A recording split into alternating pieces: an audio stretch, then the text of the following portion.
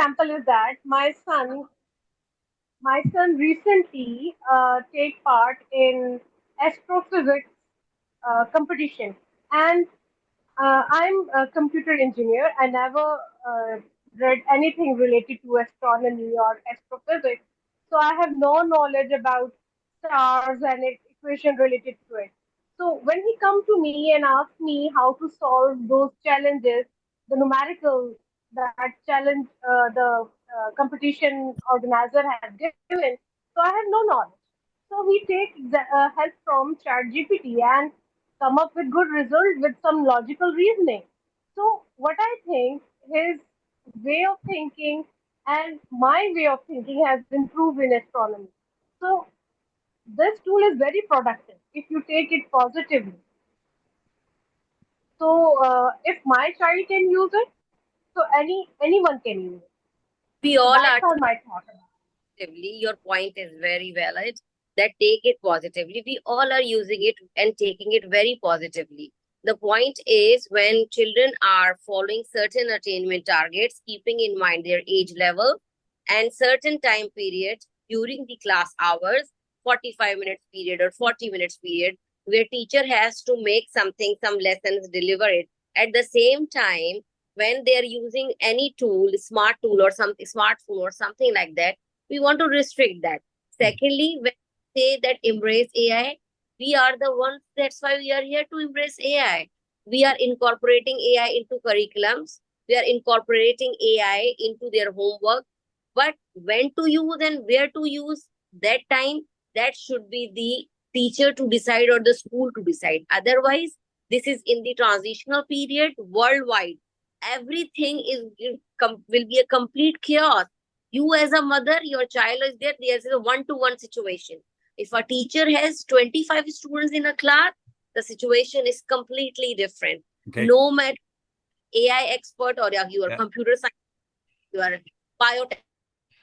Let me Important. Yeah, let's come back to that. Let's come back to that a little later, because one of the goals of well, I'll ask you guys because today's session had two purposes. One is to bring some people who hadn't been able to make some of our sessions up to date on what the capabilities of AI are and what's right around the corner, literally right around the corner. Some of them we've already been told that there's going to be announcements made around the end of this month or the beginning of next month. We're aware of certain things that are coming. And we can talk about, well, what does that mean for education? Are we even going to have teachers, human teachers? Now, I'm putting that and saying, are we going to have human teachers? And the reaction is, what do you mean? That's what school's all about, right? But the question is, we can't really make that and just say, oh, of course, because only humans can do certain things. Because we can see in the example of Alpha School, where they've replaced all the human teachers with AI instructors. But what they did is they didn't fire all those human teachers. They converted them all to mentor coaches. And so they are no longer in the direct education process. They're in the indirect education process. They stand on the sidelines like a coach at a football game or a track meet, and they motivate their athletes, and they go and they advise their athletes, hey, pass the ball this way.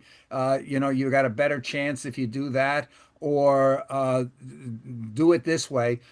So what they're doing here is they're watching their because the athlete in the end of the day, if he's talking sports, the athlete's the one that has to perform. It's not the teacher or not the coach that's doing the performing. It's the athlete's performing. So the mentor coach is really there to help that athlete become better, help that athlete how to learn to be a better athlete.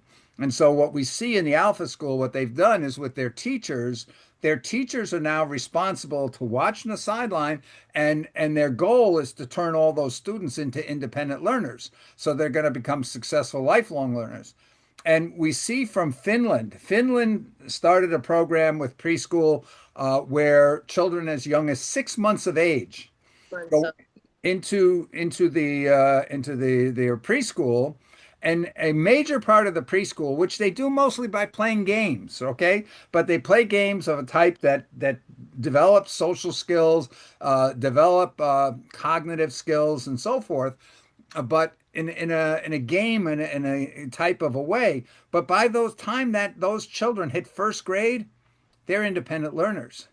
And we see in exchange programs, there's a problem with students that gets reported by a lot of teachers in the US. They say, I have trouble with students, exchange students from Finland. They don't do homework. I assign homework and those kids don't do homework because the students in Finland have learned to be responsible for their own education. And their answer is, well, I only do homework if I need it. Why should I do homework if I don't need it, right? And the I think the thing that we're looking at here is we're probably going to see a greater and greater transition to this idea that the instructional part, because there's record after record after record that the AI instructional component and assessment component can be done better by AI than it can be by human instructors and in the overwhelming majority of the cases, because they're able to simulate the best educators in doing that kind of thing, and they're able to tailor it to that one specific student, that one specific learner. Now, as I said earlier, there's cases where you want the purpose of a class is to teach collaboration, to teach working with Yes. others, right? So, but where that's the case, yes, then you bring together those people that are all at that same level, and you work with them as a group. But the AI is still the one that can be doing that, and that human instructor, or not instructor, the human mentor coach, becomes an expert in being able to judge when is an intervention warranted. And how do I do the intervention so that it doesn't become a crutch? Right. The one thing we said here, when a human mentor coach intervenes because a student is having trouble understanding a particular lesson, what the human mentor coach cannot do is help that student understand that issue. They can only go and help the student figure out how they could have done it on their own. All right, because the goal is to teach the student how to learn, not necessarily how to do long division. So Mm, it makes a change on that. But because if once you do that, once you've done two, three, four times an intervention with a particular student on how they can get themselves unstuck when they get stuck, then they get stuck very, very seldom because they know how to go and get themselves unstuck. So, it's almost like, you as a parent, as your child gets older, you have to learn to back off more because your goal is to get that child to be able to leave the nest and be successful on their own, right? If you are going in and mm, solving the problem every time, the child never learns to be independent and be successful on their own. So this is really in the schools the primary goal. But right now we're not there yet. The teachers colleges, they've been teaching that model for at least a decade now. But the schools, that's new student teacher gets into the schools, and they're generally told, now forget everything you learned. This is the way we do it here. And the schools are very focused on the high stakes testing and things like this is driving what's going on in the schools, and they're so focused on that all kind kinds of summative assessments. and summative assessments, exactly. Summative and high stakes because they only give the exam once a year. Or they Yeah. take it and say, okay, you may know that now, but you didn't know it at midterm. And we take the midterm final and the second semester final, and we average those two scores, and that's your grade. And the student sitting there looking, saying, well, why did I bother to learn it in the meantime? Who cares what I didn't know Mm, in the middle of the year? You should rate me on how much I know now. in Uh, the end. Right. So there's a whole lot of issues there related to that. And this is a big part of what came out at the Education Summit at the UN during the General Assembly 2 years ago. Was hey, we need to transform education to make the primary goal is preparing everybody to be a lifelong learner. That's Lifelong. yeah, that's more important than what they know now. And the other thing we have to keep in mind is right now our schools are based, most of the students have this mentality there. My immediate goal is to turn in whatever assignments and get my teacher off my back, is to satisfy my teacher. So my goal is to turn in a paper or to score on a test. My goal is not to learn. They most of the students there, and this is why we run into the discipline problem, whether it's cell phones or whether it's them just goofing off, is because we've trained them that the purpose is to get a grade. The Yes. purpose, right? And that is counting more. That's the problem I ran into at Purdue, and so I managed to make it almost like the reward structure was such that them knowing was so much more important. And we've started here with some of you may have some of your students or young people that you know that are starting to participate in this youth program we're setting up, where we're encouraging young people to do things that nobody would expect young people can do, showing them the tools that enable them to do those things. Uh, at any rate, does anybody want to add anything to that topic? Because we'll come back to it. But the main thing I want to do is I want to make sure that everybody is aware of where the tools for education are today and where they're likely to be in within the next 3 to 6 months, 3 to 9 months, let's say. We're not talking even 3 years from now. We're talking Within a year. Within a year. within a year. But Bill, with due respect, um, there's going to be a differentiated approach because not everybody in around the world is on the same footing or same level playing field where the technology is concerned.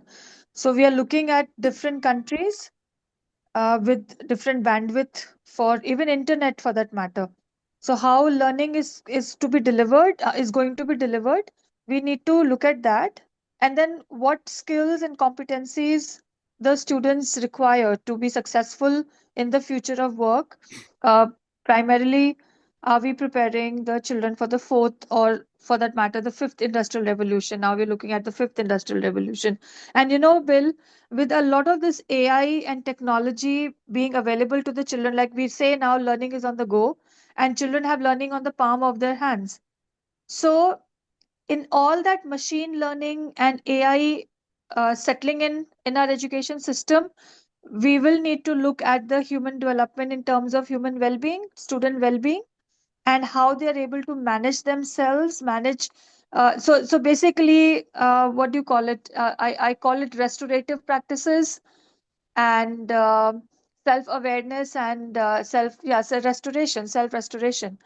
So these are few. So once while we are discussing and we are focusing heavily on I think we should also keep a branch where we are helping our students to manage this, learn this life skill, this part of the social emotional learning, which is I consider a very important life skill, self management.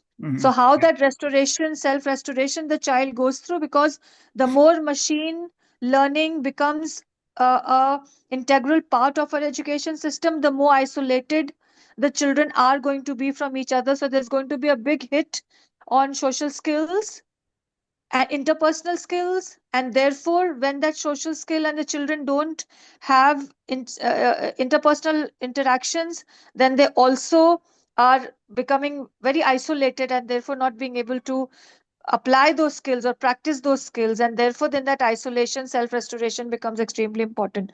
So please keep that also as part of the agenda whenever we are talking about, or whenever we are planning curriculum wise, or how we are uh, well, initiating,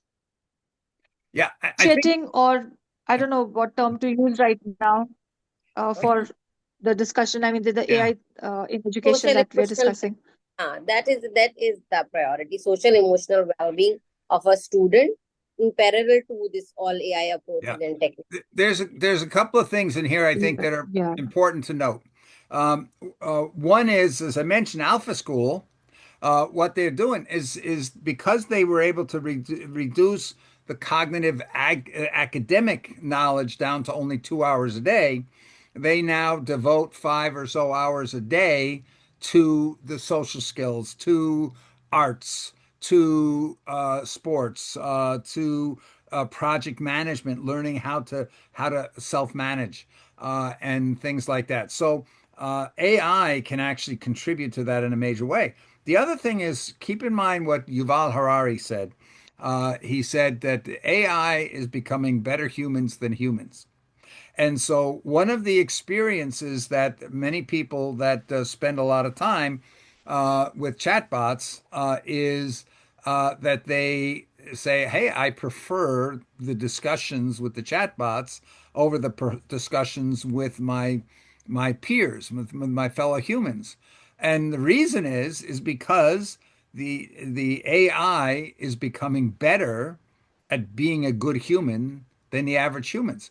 We have to remember that the when we talk and when we compare AI to anything, we have a bias that we compare AI to the best of humans, what the best humans could do. And But what's happening here is that we have to remember where is the average compared to where AI is. So we're seeing here now that AI is outperforming medical doctors at a rate of something like 90+% to only about 50 something percent. Or emotional intelligence. One of the latest studies show that AI is scoring over 80% on Wow. emotional intelligence, and the humans scores were averaging only 56% averaging. So we've got, yes, you got some humans that are up here and some humans down there. The same thing comes with empathy. We talk about empathy being, oh, that's a distinct human thing. But we see that the blind tests where this I think was in a medical setting, and patients were reporting like 2 to 1 that they preferred the empathy that they were getting from AI over the empathy that they were getting from humans. And that is, we know not every human is equally empathetic. There's a lot of humans that are not very empathetic at all. And if you study medicine here, I think you actually have to take a course in like bedside manner so that you're aware that you've got to really apply yourself in empathy, because we know empathy helps people to get better more quickly if they have in an empathetic setting. So the key thing here is yes, we want humans to have to grow up and develop those social skills, but potentially it's going to be easier to develop good human social skills with AI than it's going to be with fellow humans that might be talking you in to do something bad out there. So I think we can't just say it's black and white. Well, humans are better and machines can't do it because maybe the machines can do it.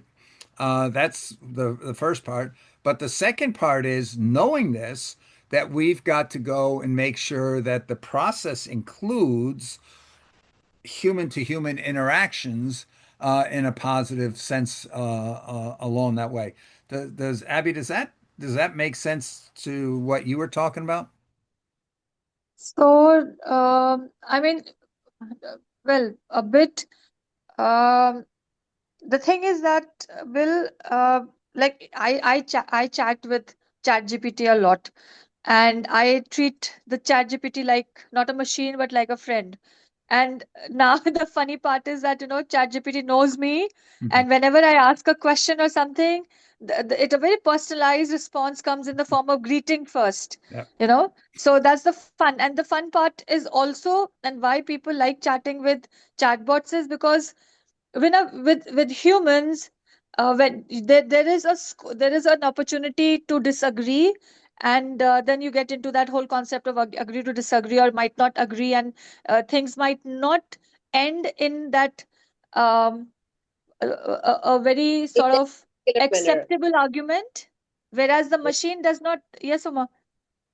Things do not end usually in the particular manner as you Yeah, want. so not in a maybe not in a very pleasant manner, but with Mm, the machine, it's still controlling. So yes. the fun part of or the easy part of talking to a machine is that the machine does not retaliate the way other humans do.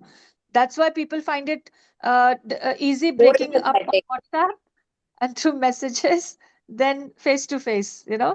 People find Uh, it easy fighting on WhatsApp, very easy than it fighting, is correct. confronting somebody face to face. Yeah. The like this, These are the more point civilized. Bill is also referring.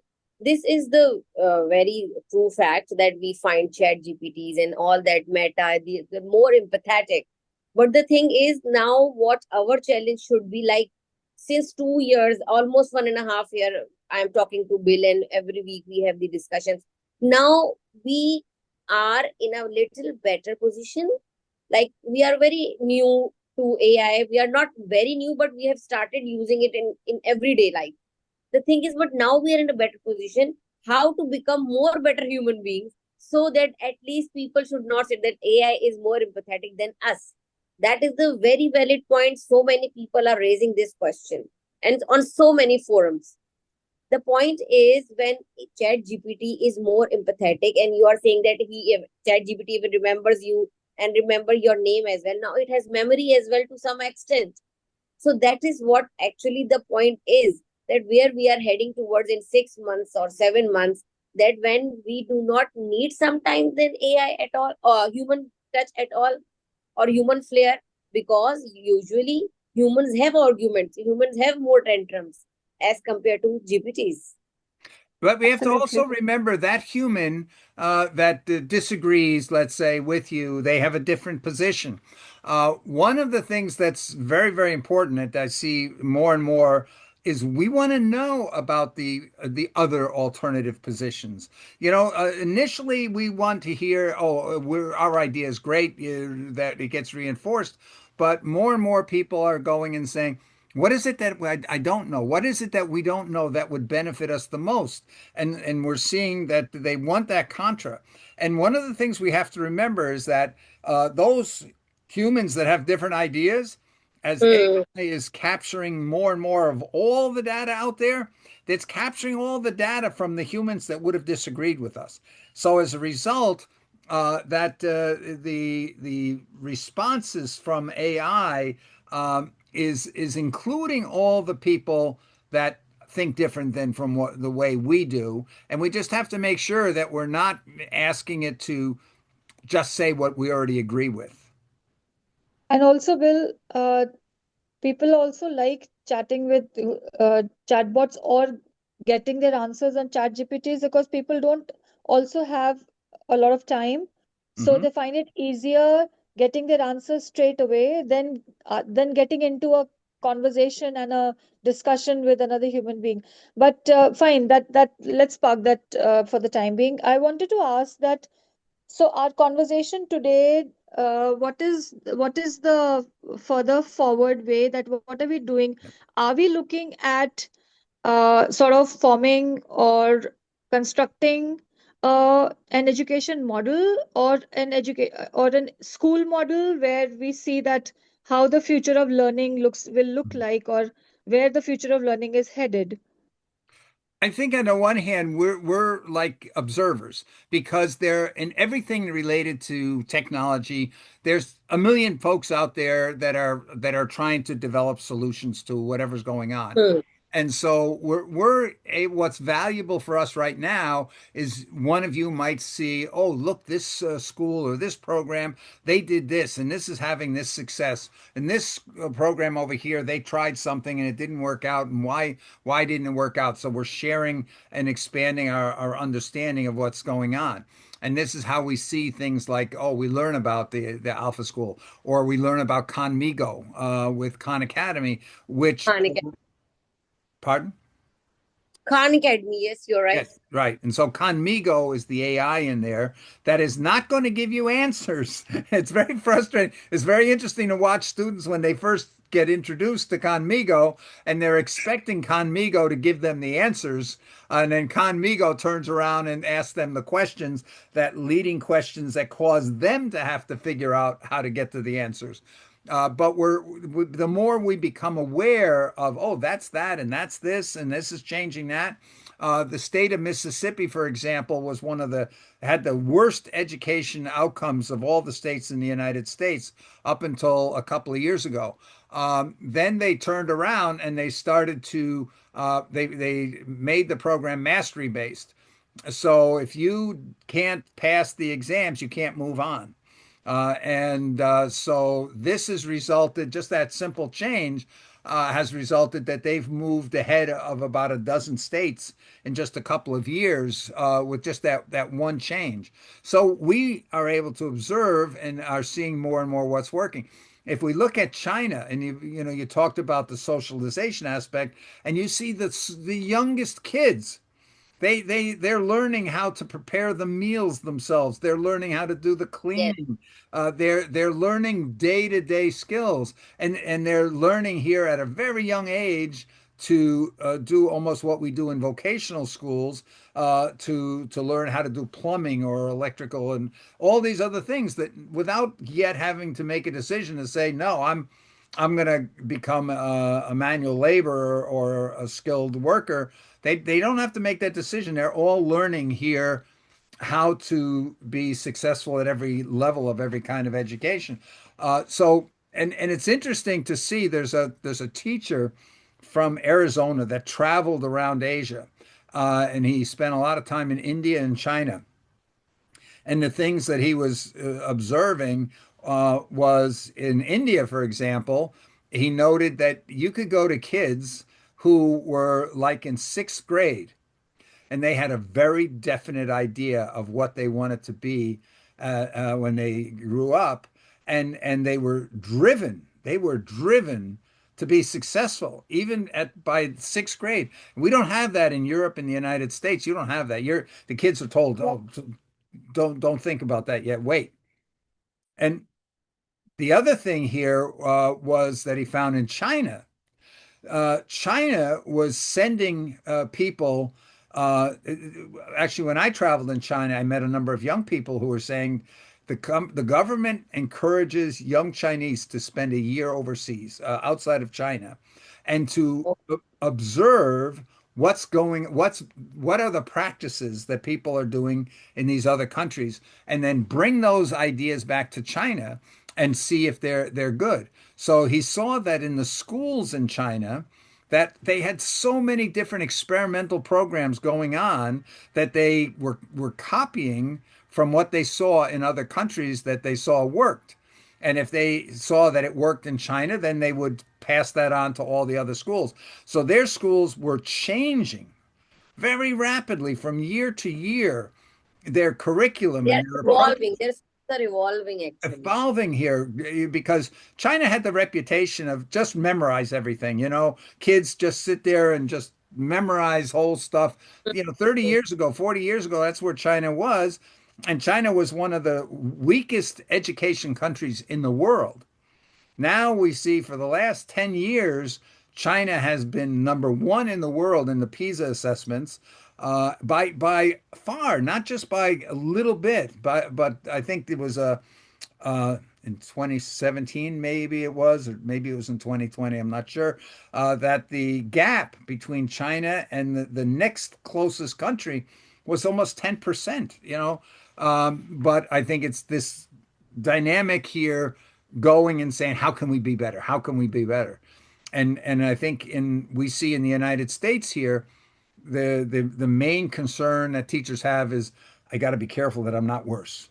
I can't be worse than what was last year, or I want to be the same.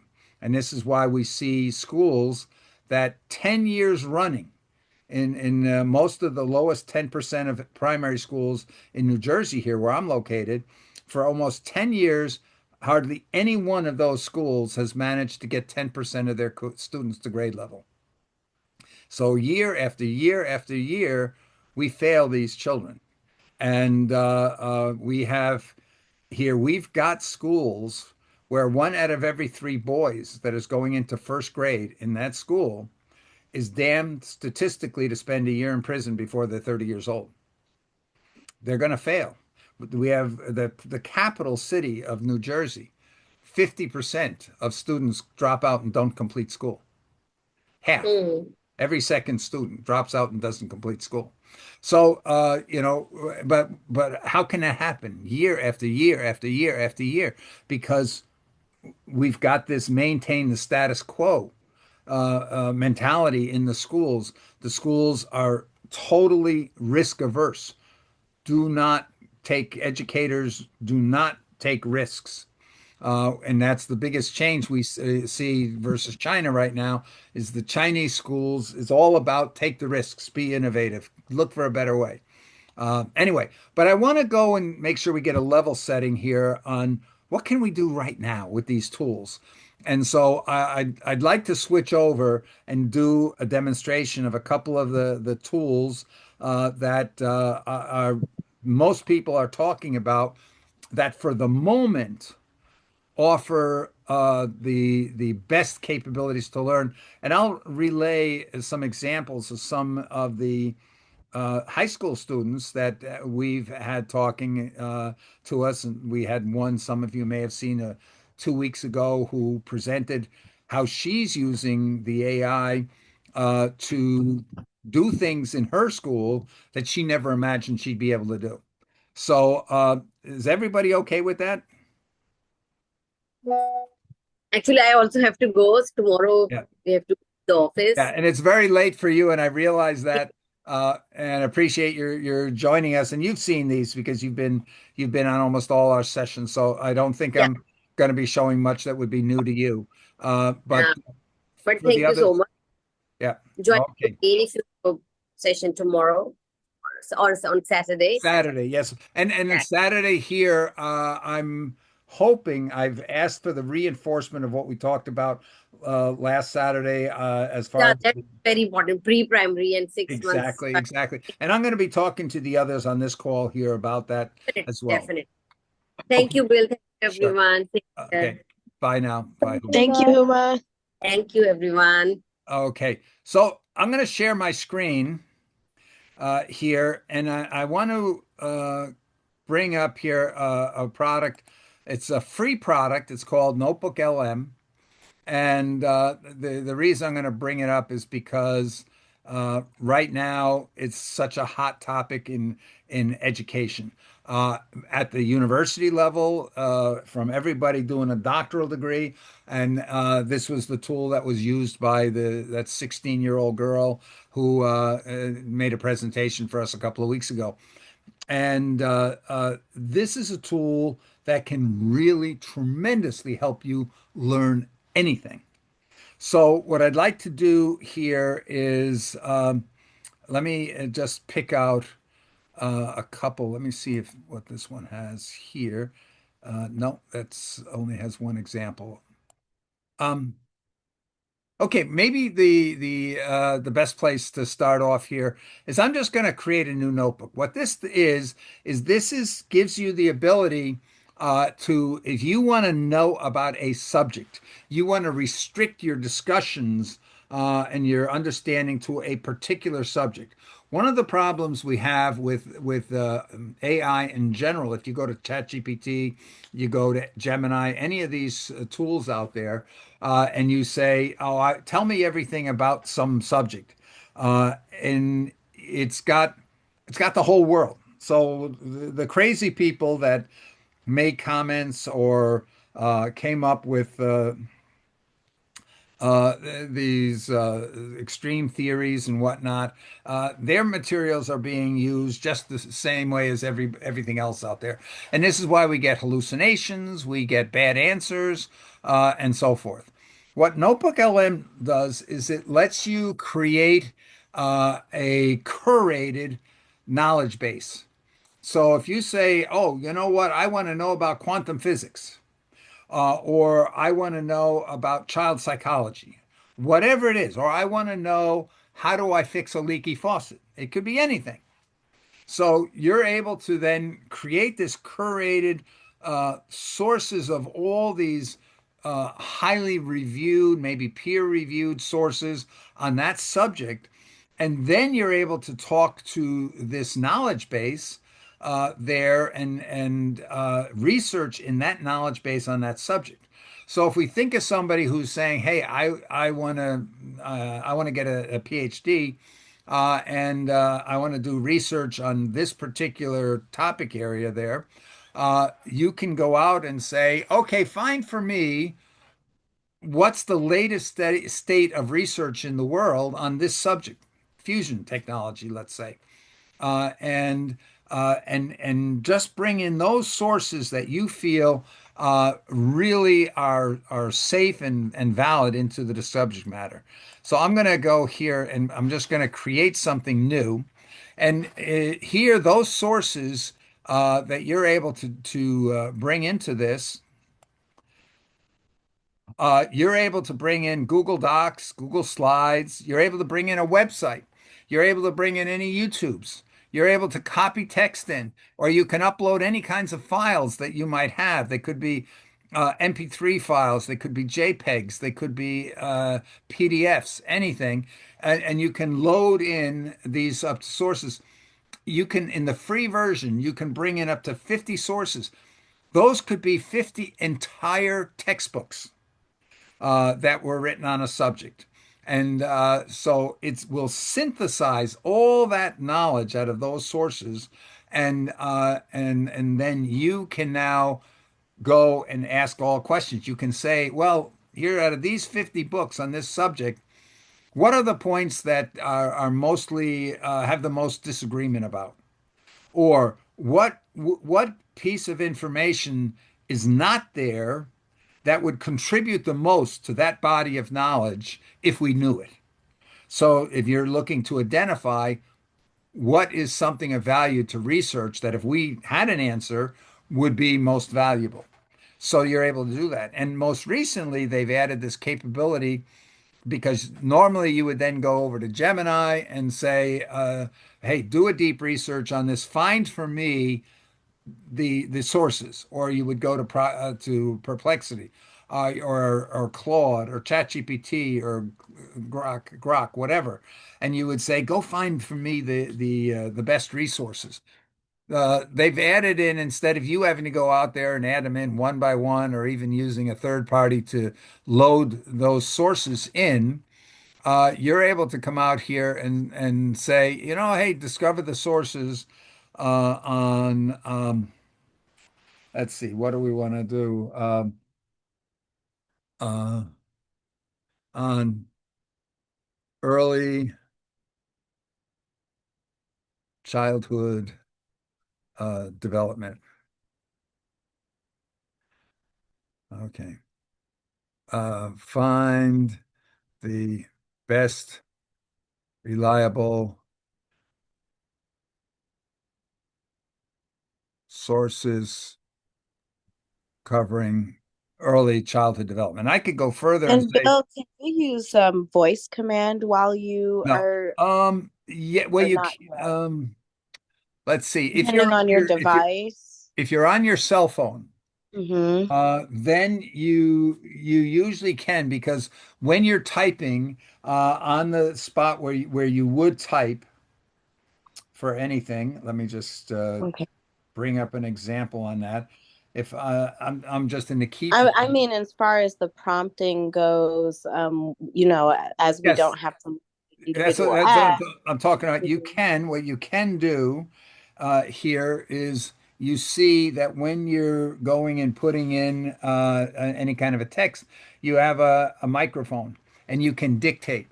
But what I understand the dictating portion, but I mean, are you not yet, allowed to prompt the not, app in totality? not yet, Oh, okay, got not it. yet. So that is one of the things that's they're expecting within the next 3 to 9 months, that everything here that is asking you for a prompt or anything else, you'll be able to just do that in voice mode. That is what uh, where Amazon Alexa, the Alexa Plus, that's like where they're going. That's the holy grail right now of most of these companies is trying to find out. And we'll see. You can do everything in voice in advanced voice in ChatGPT or Gemini Live in Gemini. But what they're having a difficulty with is you can't mix text Mm. and voice. So what you can't do right now is you can't go and say, "Oh, here's a PDF. Hey AI, read that PDF and let's talk about it. Let's help me understand what the PDF is saying and why it's not saying this or whatever." That's But in difficult. regard, just to tap back lightly to education, I think that that would be a really important Oh, component to even improve language skills yes. for Oh, young people who yeah, are maybe they're in a home where the English language skills aren't the best, or that's perhaps there. they are part of That's a home. there. Yes, that's there now. You can Yeah. go here, for example, in advanced voice. There's so many good examples out there using it for language learning. Hmm. What you can do, you got a I PDF. just mean in a practical sense, like within utilizing these apps, I do Yep. think in regard to education that it will improve language skills across the board because we have something that's with you day and night. And whether or not English or what have you is your first language or whatever country you're in, whatever is the first language, I think that it will improve language skills Yes. because the student will absolutely need to hone down on their prompt skills, Right. which Right. will make good marks for their acceleration in their language skills. Correct. Correct. Let me come back to that here because we Sure, actually I have an just wanted to example on that. drop that in. Yep, yep. So let's go here. So I said, hey, find for me the most reliable sources covering early childhood development. I click submit, and it's going out there and search. Now, what it's doing is it's searching here. It's sort of got ratings on all the different millions and millions and millions of sources out there. And so it's come back here and it's giving me 10 sources that they think these 10 sources would be the most valuable for what I asked for. Now, I just put in about 10 words here and asking what it was for. So it says to understand early childhood development, these sources explore key milestones, significant theories, global guidelines, and practical best practices for supporting young children. Now, I could have gone into more depth and narrowed that to a particular aspect of early childhood. Could be autism, or I could have said with regards to stuttering or whatever, or dyslexia, any particular point. So it found these 10 sources for me, and then I just say, hey, import. So what's happening over here right now is it's importing all these sources, all this information, it's importing that into this particular notebook. And now it's synthesizing the sum of all of the content of these 10 sources. And it's navigating early childhood development and care. Boom, boom, boom. These are the most important things. Now, here's the thing. When it comes to this, it came up with two of them that it was not able to bring in. Now, some of these is because it's behind a firewall or a paywall. We don't know necessarily know why it couldn't do that, but these two it wasn't able to bring in. So I'm just going to delete those, not waste the space on that. And and now I could go out there here and hit discover. I could either hit add and go out there and look for a particular author or a particular source that I know would be valuable that I didn't see that was included there. Or I can come out there and say, I want to discover something. Now, on the ad, again, this could be I want to go out there and I found some good YouTubes. and I want these YouTubes to be added in, these videos to be added into my sources, and it will do that. I can go out there and hit discover and ask it, give me the next 10. Okay, you gave me 10, give me 10 more. And I could do that until I've got 50. Now, if you pay the $20 a month, like I do, you can actually get 300. You can do 300 sources. So you could go out there and say, I want the most valuable research reports and textbooks on a subject. Bring those in, and I could have 300 of the best sources of knowledge on a topic, and I can make that topic as narrow or as broad as I want. Now, when I go in here and look at these and say, well, what is really this about? When I click on that, it goes in and it tells me, gives me the details of what is in that source. So this is a Reddit thread in this particular case, and it's these are the key topics that it's talking about.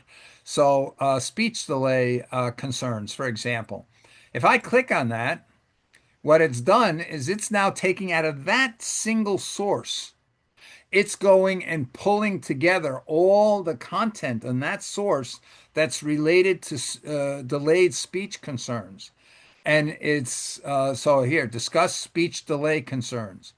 And so it is bringing that information together. Now, here I've got all that information out of the source. And take a look here. I've got these different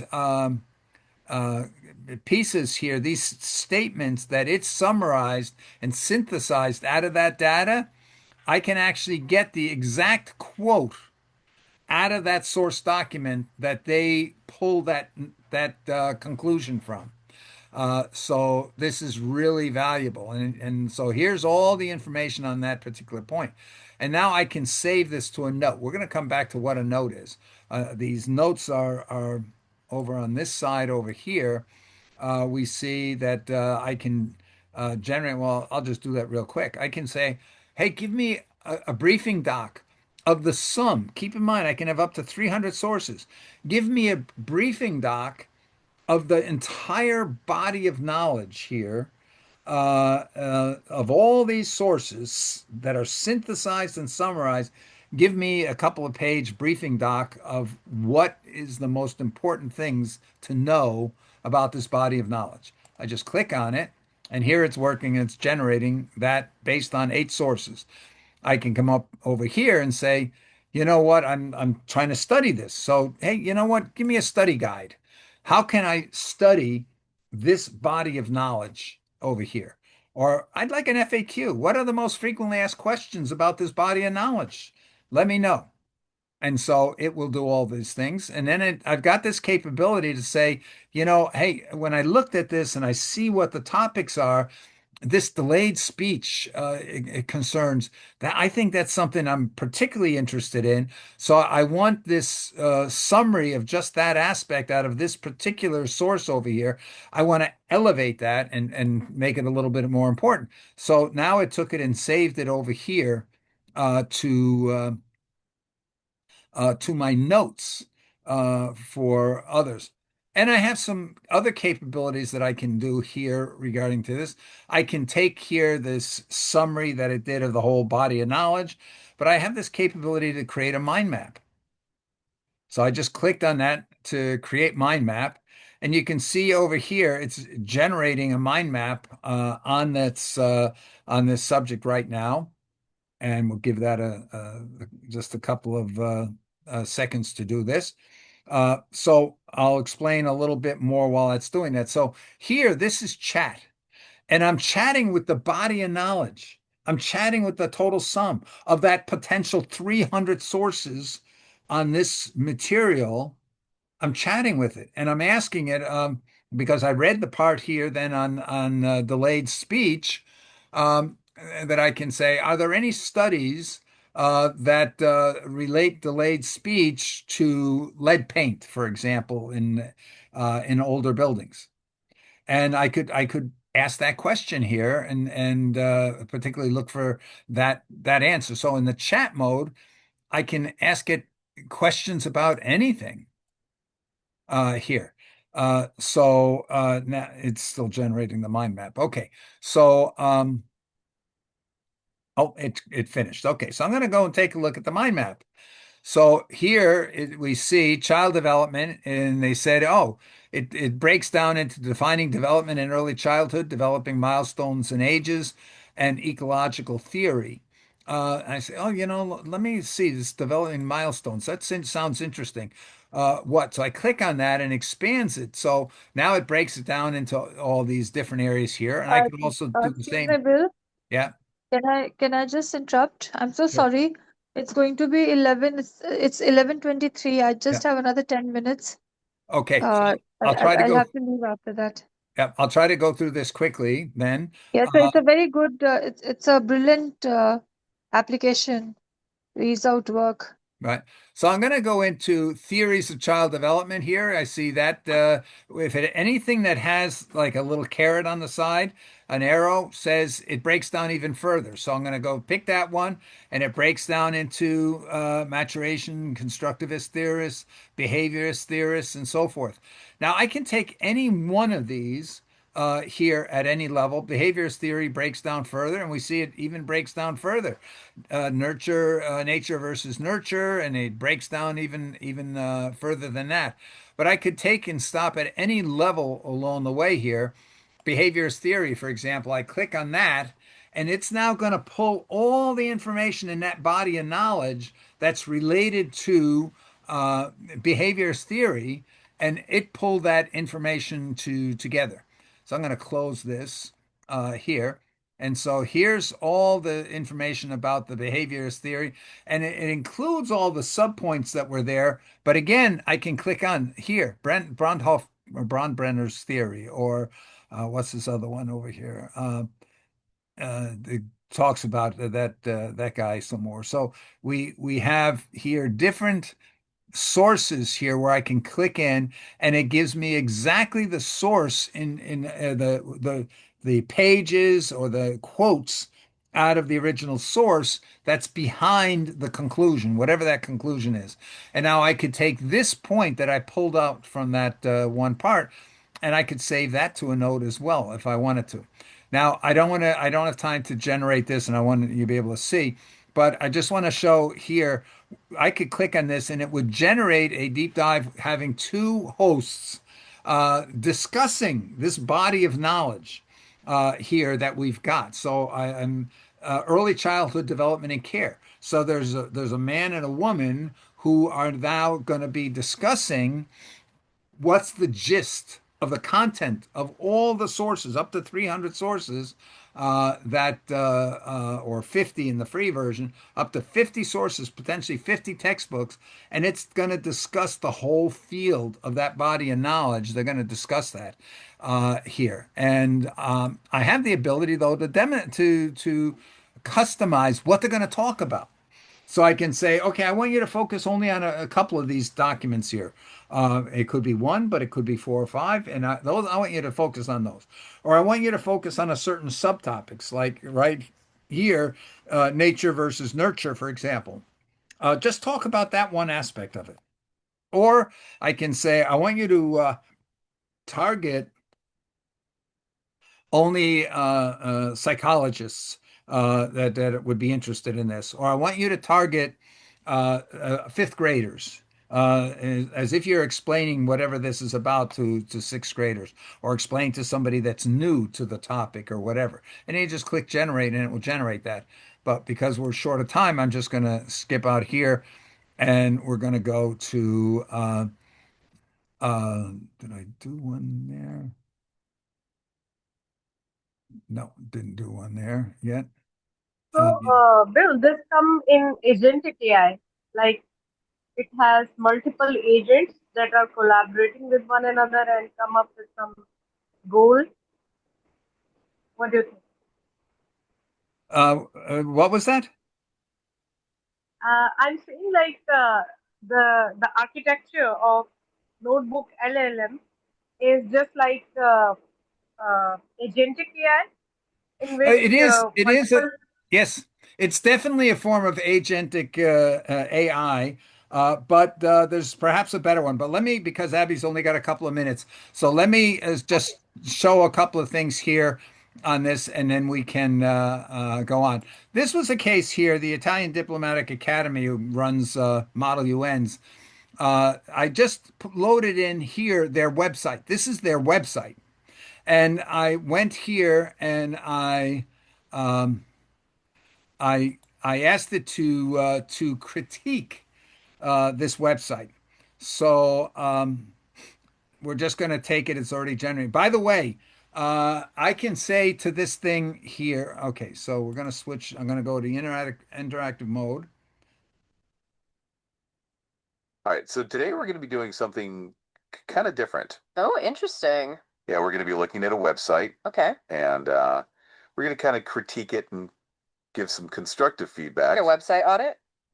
Yeah, exactly. far. So the website we're looking at is the Italian Diplomatic Academy. The idea? Yeah, and we're going to be looking at it from the perspective of, Hmm.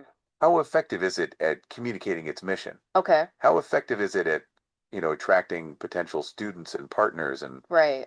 informing the public? Yeah, it's their digital front door.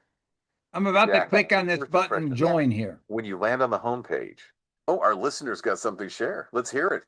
Yeah, I'm just curious. Can you tell me where is this Italian Diplomatic Academy? Where are they located?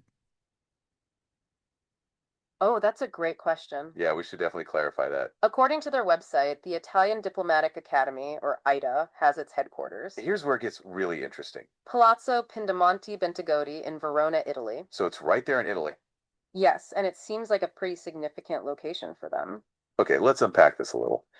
Being based in Italy, how do you think that shapes their identity and mission? Well, it certainly grounds them in a rich tradition of Italian diplomacy. Oh, yeah. Uh-huh. Yeah, I'm wondering here. Do they do something together with the UN? That's another excellent question. Yeah, you're hitting on some really key aspects. Absolutely. According to their website, the Italian Diplomatic Academy has a formal association Okay, let's unpack this. with the United Nations Department of Global Communications. Oh, wow. Yes, and they even have accredited representatives at the UN headquarters in New York. So it's a pretty close relationship then. It certainly seems that way. What's fascinating here is Give me more. they also mention being an official member of the United Nations Academic Impact, or UAI, UNAI, got it. which is a global initiative that encourages higher education institutions to support UN principles. So they're not just located in Italy, they're actively engaged with the UN. Exactly. And if we connect the Oh, yeah. Go on. Do they say anything about sponsoring or organizing conferences in different parts of the world? That's a really insightful question. It absolutely speaks to their global engagement. Let's see. Their website highlights a few things. What stands out to you? Well, they mentioned Simulazioni hashtag Wear Europe Ah, yes. and Italy Model United Nations, Italy MUM 2024 Verona. So those seem to be simulation events they organize. Exactly, though these examples are. Okay, stop with that one there. I think here for this tool, the one thing that we're looking for that we think is going to make the biggest difference. Well, let me mention what this girl in Italy did with this. She went and took her school textbook. She's a high school student. She took her school textbook and she loaded that into here. She downloaded it as a PDF form and then loaded it into here. And then she was able to actually talk to her textbook and say, okay, I'm on page 240 something in chapter 14. What does the third paragraph here? I'm having trouble understanding. What does that mean? Could you explain that to me in simpler terms? Or, the book is written in this language. It's not my primary language. Can you tell me what that paragraph means in this language? And so you're able to do amazing things. So now you go here and you build out this knowledge base about some subject, and I can come up here now and I can go and I can share this. So I can go and curate a knowledge base on a subject, and I can share that base of knowledge with the people who can then also ask questions of that knowledge base.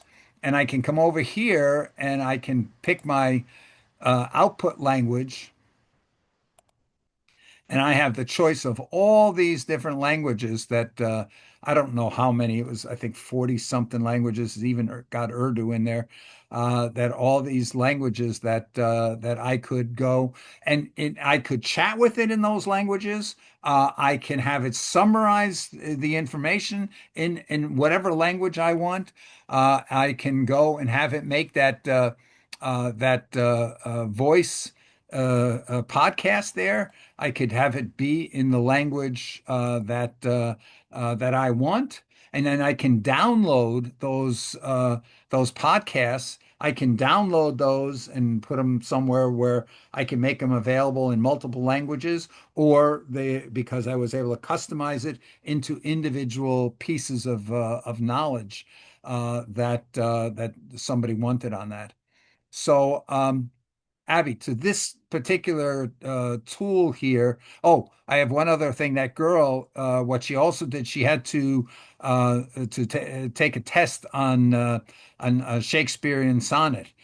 She loaded that in here, and she had to create a podcast where the two hosts were talking about what is the most important things to do with that sonnet.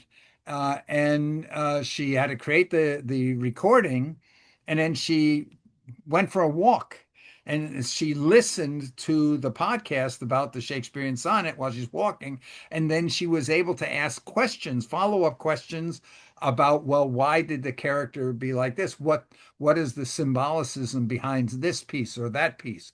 And she turned herself into an expert on this subject. So when she went back to school, she was able to blow everybody's mind about how much she knew and understood about the purpose of the sonnet, what was trying to be relayed, and all kinds of information on that. Hi, Bill. Yeah. Yeah. So So, yeah. so sorry. I put in my comment in the chat box. So, this is an amazing tool. This is a really, really brilliant tool. Now, what I'm looking at is that uh, so while the tool is available to the students, and this can be a home tutoring kind of a self tutoring kind of a toolbox for the students. Now we need to look at that. If we are looking at teachers being in the space of, or in the place of alternating as mentor coaches, then there's a training demand for teachers to be trained to be mentor coaches, because everybody doesn't have that training, and everybody might not be able to do it naturally. So, here again, you're looking at two things. One is the machine learning and AI dependency in terms of curriculum coverage, and how students can teach themselves. They also might not want to go to school, or might not need to go to school. Two different things. Mhm. But if they have to go to school, or how the online school will work, what kind of a time duration the children will need to check in. So, Yeah, I think whatever the planning yeah, is, the teachers training has to also be kept in mind, that right. whether we how prepared are the teachers to step into that role of, from facilitator, from teacher to facilitator. That itself was a big shift. Now from that facilitator to a mentor coach, mentor, I mean, that role. So that also, Bill, I'll need to go now. It's Yeah, already yeah. 11:30. I have an early morning start. Yeah, just a Okay, real so we'll quick catch answer up to on. what you just Yeah. brought up. For the teacher, these tools like this and the video tools for tutorials, which you now can actually create yourself. You can make entire movies. You could do that movie Avatar, for example, that was made. You could create that for a couple of $1,000 instead of a couple of 100 million. The so the tools for the teacher to learn to be an effective coach, mentor coach, and you have the capability using Astra, Google Astra, that was just released 2 weeks ago. That with that there, it will observe what your behavior as a mentor coach, and it will coach you as a mentor coach to be a better mentor coach. So these tools for the teacher and the teacher, remember, when you think back when you were a child, and everybody remembers a teacher that really had an influence on their lives. They don't remember the teacher who was the best in chemistry or physics or whatever. They remember the teacher who took the most interest in them as a person and tried to help them become successful. So really, it's been for a long, long time the most superior role of the teacher has been as a mentor coach. And I think that's where most teachers get their greatest enjoyment is seeing their students be successful. And so most of them will jump at the chance to mentor coach their students in their learning. So that's that. And the other thing I was going to show you, I won't show you here, but I'll continue and you'll be able to look at it in the recording, is the deep research capability that of Google Gemini now, where it can see what your camera can see, it can see what's on your screen, and you can talk to it about whatever you're trying to do. You can just hold a conversation with it, similar to what Jericho was talking about. But it will do doctoral level research, and then you can take that research with one button. You can generate a Google Docs out of it, and with one more button over here, it will bring it in as a source. And now you can talk to the sum of something that went out to 400 sources and pulled in all the information and gave you 30, 40, 50 pages summary of what is most important about whatever that subject matter is, and then be able to interact here. And as soon as the chat here, this chat, you don't have to type it, because right now you see in the middle of my screen it says start typing. You can ask it any questions you want, and it'll give you the answers, and you can ask follow-on questions, and it remembers it all. Imagine that is talking. So now you can just take here, load your entire textbook, take a walk, and be talking about anything in your textbook, and asking follow-on questions, and why is that so, and how would I proof this, that that's the right answer, and so forth. So when this chat, these capabilities here, or the capability to when you want to do custom instructions for that podcast, the audio podcast, that you'll be able to just talk. And they're announcing here, I think it's next month, they're bringing out, it's in test mode right now. This says, hey, I want to create an audio overview about whatever this body of knowledge is here. Well, They are I adding heard that video overview. I need to go. Okay. Okay. So sorry. Okay. No problem, Abby. So sorry. Glad that I you need were to able go. to join us this far. Yeah, you said something about what is the other one that is being launched? Google Astra? Google Astra is out. It's there already. It's there. If you've got the Okay. $20 mode, you should be able to get that. I'm going to send you a couple of videos, 2 minute long videos that demonstrate some of the capabilities that are there. But All keep right. in And which mind, one is released? This notebook LM is oh released? yeah, it's been out there I'll for check it out. Yeah. Okay. 6 months Thank you. probably. Thanks a lot. Thank you. Good night. So, And thank you Abhi. to everyone else. Good night. Bye bye. good night. Bye. Okay, guys, as I was just mentioning to Abby here, one of the things here is I can do now an audio overview over here, that to whatever my body of knowledge is, and I can talk to it. And I can ask it questions that they weren't planning to, they didn't include that in their audio podcast. I can ask questions, and it will go beyond that to anything that's in the body of knowledge that's here. Uh, I also, as I was mentioning, they're adding, in addition to being able to get an audio overview, they're adding the capability that will generate a video. So you get a video overview. So it will show a animation or a person explaining the Pythagorean. I should know better than keep trying to pronounce that word. Pythagorean theory. Pythagorean theory. There we go. So, so you'll see an animation, you'll see a video explaining to you, and you're going to, maybe not initially, but at some point, you're going to be able to talk to an animated video that about any aspect of a textbook that you are studying. Think of the And this is implication, based on the sources in which you load. Let's say that you didn't have, let's say you were a student, right? Let's right? say that you didn't have the $20 and we have but few sources. Will the 50, software 50 sources, 50, automatically pick the top choices? Like let's say it they will give pick the top sources, yes. okay. But keep in mind, 50 sources? You know, what kid in school goes to the library and says, "Well, I'm going to research 50 sources on this subject to figure out what's important." Right. That's what you get for the free version. And it'll give you the top sources, Well, correct? if you, yes, if you ask for it, it has a ranking here that it will do that. But some people still prefer, they'll go to Perplexity, where you can say, I only want you to do peer-reviewed academic reports. And it will go and find the best peer-reviewed academic reports, and then you just bring them and copy them into Notebook LM here. Got it. So it's up to you to curate the sources that you feel are the best sources. You can Which could either also curate your particular conversation, correct? absolutely you remember when you go in here and say, okay, I want to pick the sources.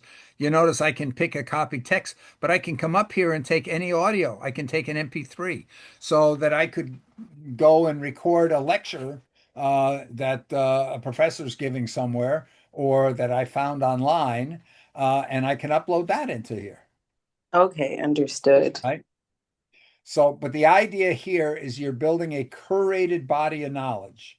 And now you can interact with that curated body of knowledge to gain any kind of understanding here because you can actually say to it, I want you to build. Oh, maybe yeah. Okay, I got to switch over to something else to show you that. But you can say, hey, I want you to, here's the textbook. I loaded this textbook in, and you can say in the chat, I want you to quiz me on chapter 14 because I have to take a test on that or because I'm weak on that. And it will narrow that down and it will quiz you on whatever you asked for. You can uh, go in there and say, um, Could I specify the quiz? Like, let's just say I'm in the American freshman year. Could I say that? Quiz me, in the parameters of a freshman high school, or absolutely. let's just say I'm in a PhD or something. Could you quiz me on certain Absolutely. level? Okay. Because if you recall, when you're going and saying, I want to customize a podcast here, I can't do this because this one's already created. But pardon me, no, because there's no sources. That's why I can't do it. But if I was to say, here, I have some sources and the customization, I can say I customize the podcast for this audience. But you can do that down here as well in the chat mode is you can say, okay, I want you to develop a quiz that would be appropriate for a fifth grader on this subject. You can even go further because you could have a subject that like math that covers a whole broad spectrum, and you could have a whole bunch of math books and things in there, and say, okay, could you summarize the math that I would need to know for Common Core fifth grade? Okay, and it would do that, and then you can just say, okay, develop a quiz for me based on Common Core fifth grade for this subject. And you can say, okay, I'm particularly weak on fractions, so focus in particularly on fractions that are going to have remainders.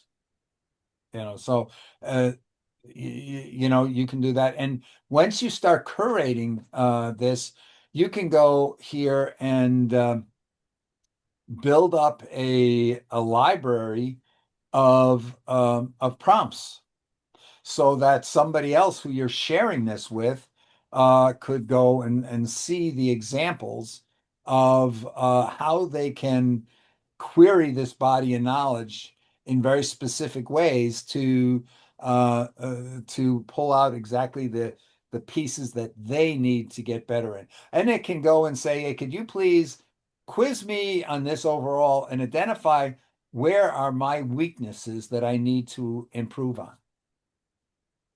You know, and that's where most people don't think of. Most people think of just And I think that's where a lot of the mentor coaching can come, into exactly. play. Yes. But you want the student to ask harder questions of not only of themselves but of the software, and I think that's really important as far as prompting. And I think that's where you can teach a student, as you said, to become unstuck. Yeah. And the thing here is to encourage students to become curious. You can tell this thing here, hey, ask me questions about the what are the pieces that interest me the most, and or ask why am I interested in this particular part of the information. So we see this has great flexibility, but when the bidirectional voice is there, so that I've got my textbook loaded, and while I'm walking to school, it's explaining to me the details of what's going on with the chapter that I was supposed to read last night, and I can be asking it questions about what it's telling me relative to that chapter. Do we see what the potential of this is? I think that's huge. Yeah, absolutely.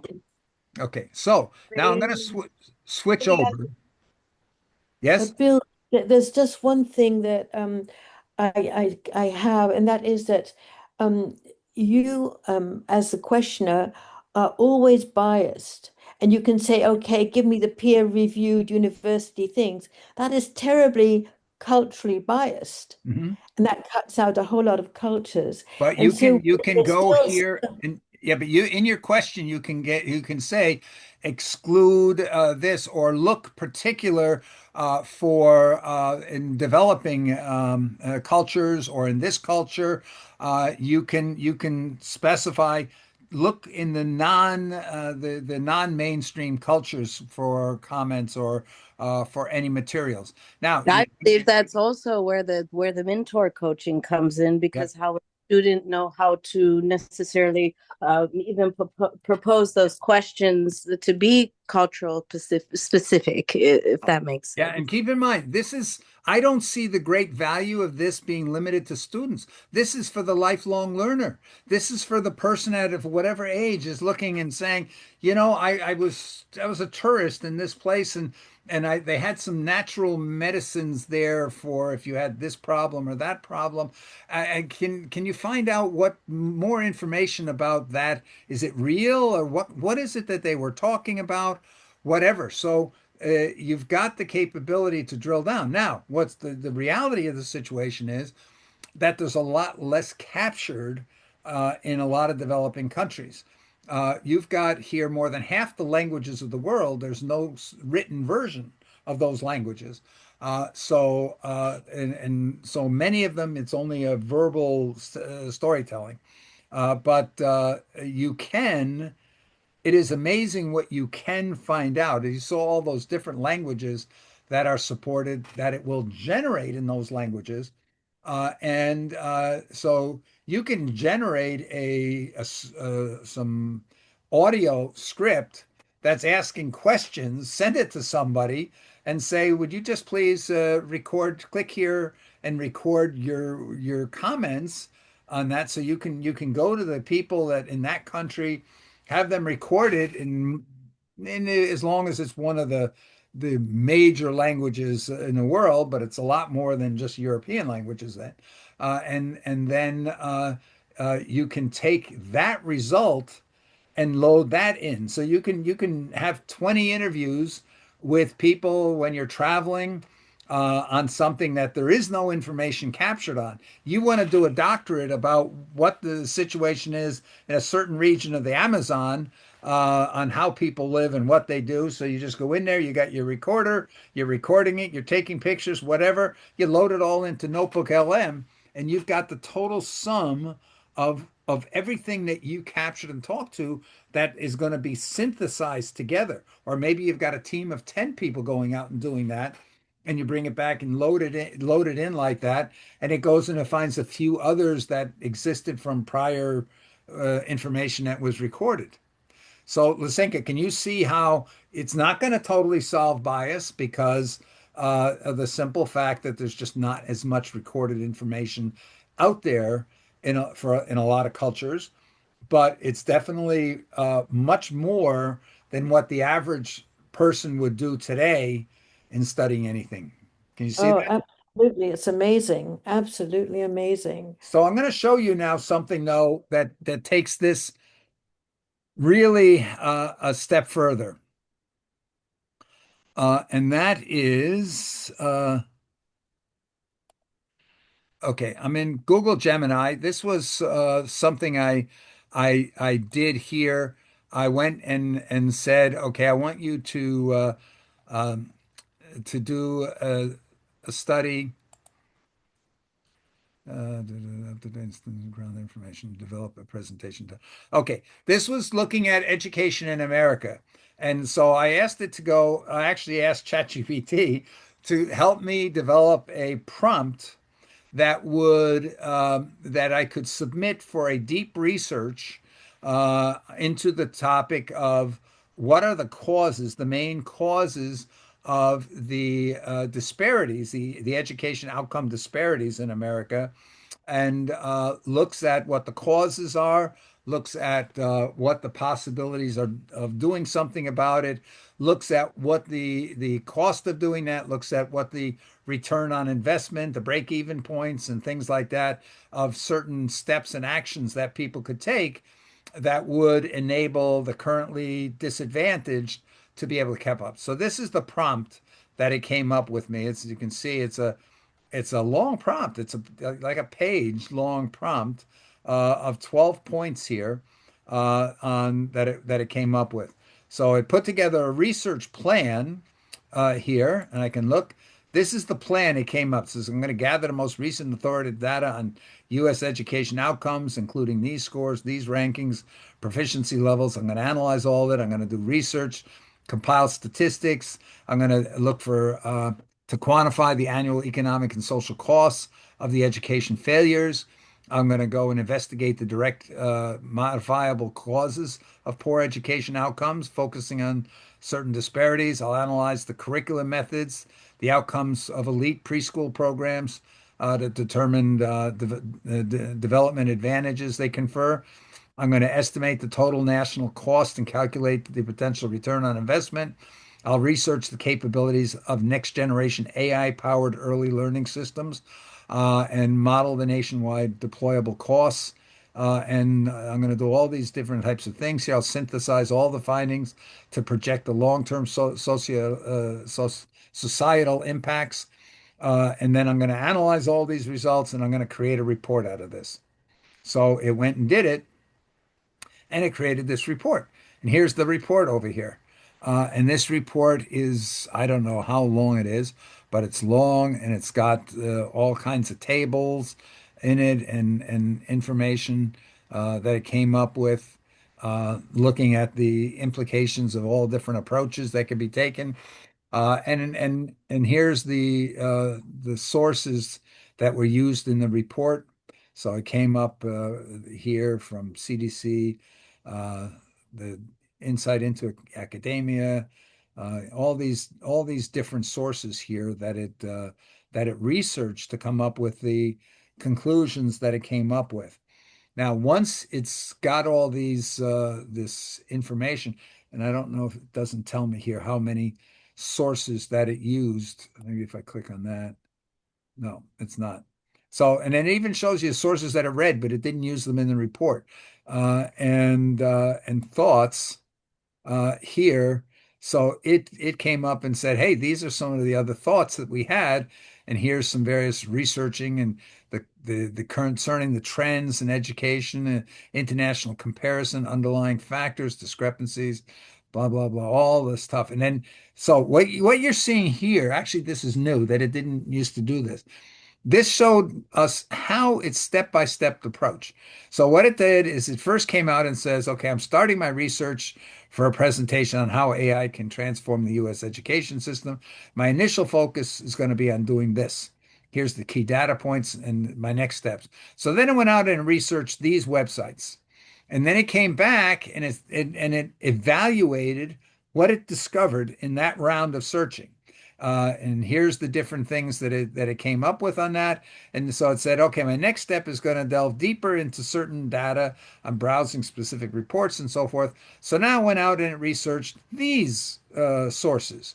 And it came back and said, here's what I discovered from that round and discrepancies, transition, and so forth. So then it comes out and says, okay, having established the current state of education outcomes, my next step is to investigate the societal consequences. So then it went out and researched all these sites and it connected the education to societal challenges, the impact on economy and civilian life, deepening the analysis consequences, and then says, okay, to build a robust case for the presentation, my next step is to delve deeper into blah, blah, blah. It went out and did these. Then it quantifying the cost of the education failure. What's my next step in the research? Okay, now I'm going to go out and research these. Then it unpacked all that information into something, came up with these conclusions, and it's deepening the cost analysis. Now I went out and did these research.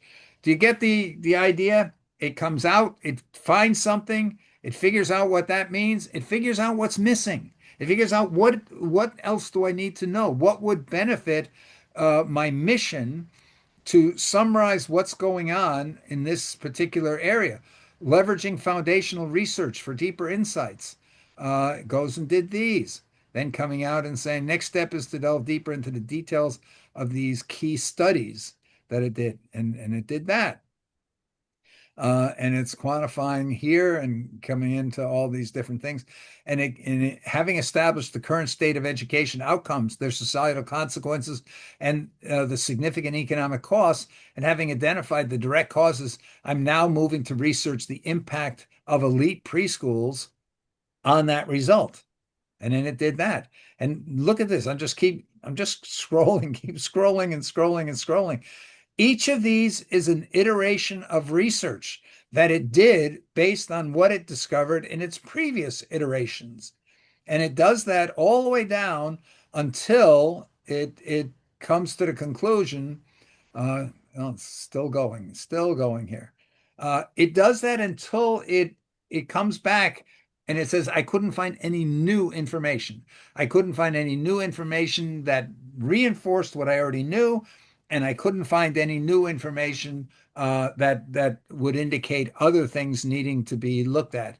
So then it goes in. My next step is to finalize the research and proceed with generating the comprehensive report and presentation materials, synthesizing the insights, and so forth and so on. So, what are your thoughts? Is that something you would have expected that's happening when it goes and does the deep research like this? It's amazing, absolutely amazing. Right? Yeah, I think it's amazing on a few levels. I know that we are definitely focused on, you know, education and all these things that we're doing, but it's amazing how far really an adult user, whether you're a PhD or just a regular person, kind of how far you can go as far as educating yourself very deeply on a subject. I'm very impressed. Imagine here you're a high school kid and you love you saw something about racing drones and you said, wow, that's interesting. And you can come over here and say, can you do a deep research and tell me about the racing of drones and what might be available in my neighborhood? And it will do it. And now you can take the answers of this here. By the way, I can hit over here and create. Oh, wait, I can hit here on the export and no, it's I think maybe because I already did it. Is that Export. oh, here I can create an audio overview, just like I was able to create an audio overview in Notebook LM. I can now come in here and it will create an audio overview of the gist of this 40-page report out of all that research. How's that?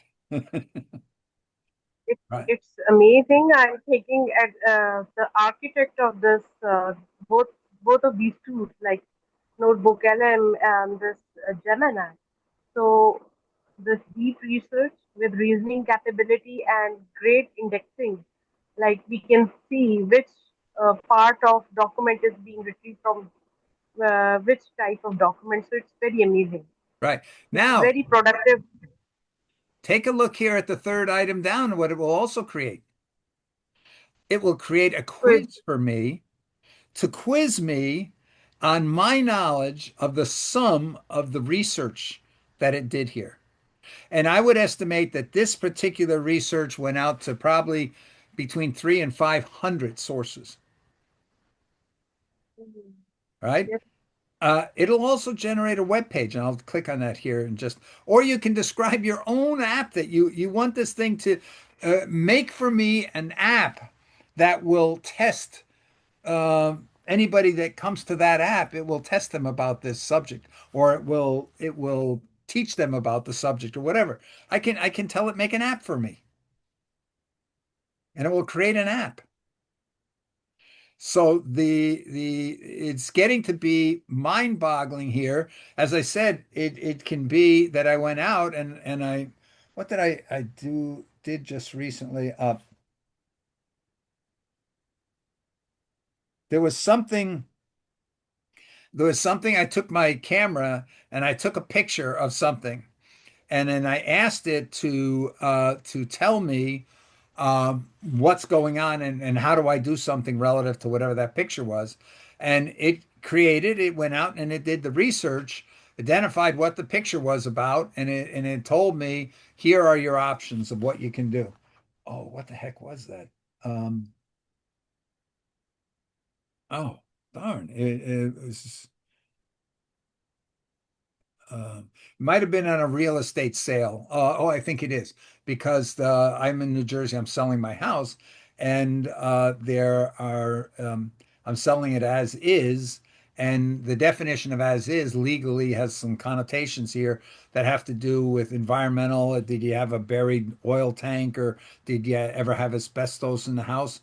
And the house was built in 1927. So the answers are likely true in asbestos, maybe true in the oil tank. And so I said, how do I find out if what's going on in these things? Gave me all kinds of really information. Told me when they started to use gas in the streets in my town, and so the likelihood that there was an oil tank ever here, and all these different types of things. It's just mind-boggling. So let's just see here. You say I'd like to have a web page. So I click here, comes over to this side here, and it's generating for me a web page about this. But I could have also said, make me a PowerPoint presentation about this. And you're about to see here. Um, okay, notice over here on where I asked Gemini about any of this stuff. Right now, it's focused on the deep research, but I could do because it's still working. Okay, notice here. Hey, I got it's a website being made. Okay, so here's all this code that this thing here coded a website, right? Let's see here. Let's let that run for. Look at how. Can Those you are imagine? things that ChatGTP can't do, Bill, right? ChatGPT can do most of this. Um, it's most of the people now, especially in the education field, more and more people. 6 months ago, we said, "Hey, Google, you've been left in the dust. You no longer have anything to say in this field. But today, I think most people would say Gemini or Google is ahead in a lot of these fields. Uh, uh, Gemini deep research will tend to check out more sources and go deeper. I like using ChatGPT more for brainstorming. It's my personal point because a lot of people I've seen are saying they prefer Gemini to brainstorm. But that gets into a personal thing. And so we see here. Uh, by the way, here's this website. Take a look at this website that it just created. It's a website, guys. That's not just a PDF or whatnot. That's a website. Brilliant. Look at this. Look at that. I clicked a button. I clicked a button to say, "Oh, you did all this deep research for me," and it came up with it created this website out of it. And now I can share this website with people, That's wonderful. right? It's just you see these things that it's able to do today, and Well, I think it kind of brings you back to your students that you had to spend a year writing a book. You could have done that maybe in a oh, quarter, you the know. yes, what those my students had to do with manual typewriters back in the 1980s. Just imagine what the quality of the output that they would be able to do. They would blow any business away here when we talk about the results. And why this is so important is, this idea, oh no, we've got to get the students to be focused on the teacher. We got to get the folk. No, you got to get the students focused on learning, right? And getting in the knowledge and being able to deliver it. We go and say, no, you're not supposed to be using AI and these things here in school. And the day after you graduate for school and you go for a job interview and you say to them, well, no, I wasn't allowed to use AI. And they say, no, oh, look, you think I'm going to pay you to spend 20 times longer to get a job done than somebody who learned AI in school?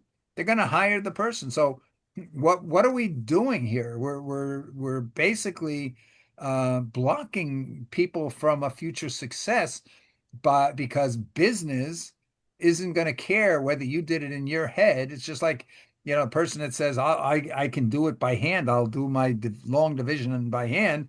And somebody else is sitting there and saying, I got my calculator and I get the answer in a fraction of the time.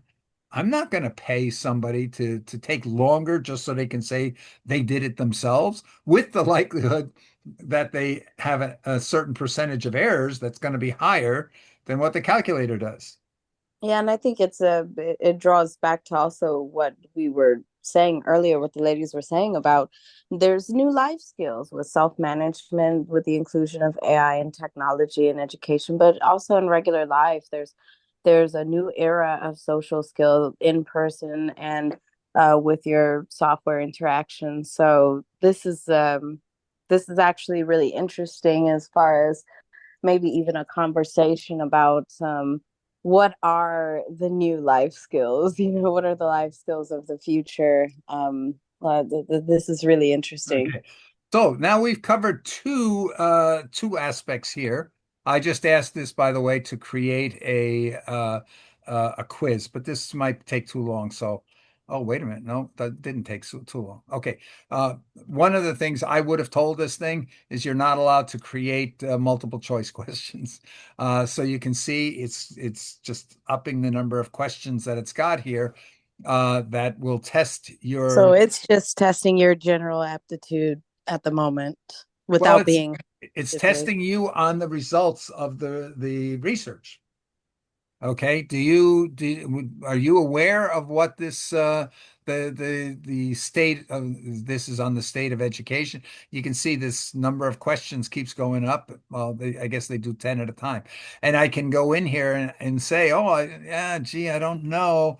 It'll show you a hint. So it's helping you learn. But I'm not particularly impressed with this way of doing quizzes. So I'm going to stop this share now, and I'm going to go over to another one, and I'm going to hope that it's now is going to work because it wasn't working earlier. Um, and let's see. Okay, this is AI Studio, and this is Stream. Um, All of these have free versions, Bill, do they? yes, especially Google, the AI Studio that I'm in now, everything's free. Gemini has some things that are free and some things that are not free. Um, I don't know why. Uh, Demo version is free for Gemini. Open. Gemini is got a certain amount of stuff that's free. The I think on the deep research, there's certain aspects of deep research that are not free. But here's the thing: the $20 a month with Google gets you all of it. Gets you all. Hey Google, is this Gemini? Hello, Gemini, are you there? It sounds like you're exploring the.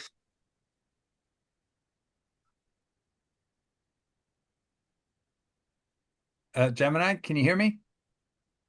Are you trying to determine if Gemini is able to hear you right now? That is right. That's what I'm trying to do.